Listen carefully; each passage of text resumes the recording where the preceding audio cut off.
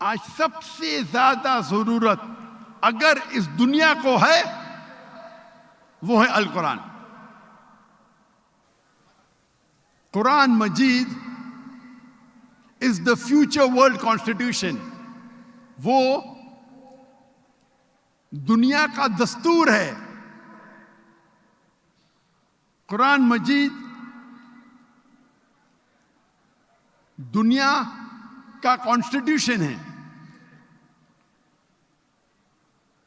कुरान मजीद सबसे हक की किताब है दुनिया में।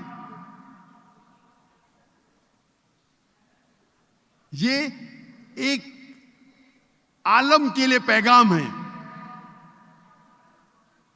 ये फव्वारा है हिकमत और रहमत का। ये हिदायत है जो लोग भटके हुए हैं। कुरान मजीद एक तंबी है जो लोग नहीं मानते,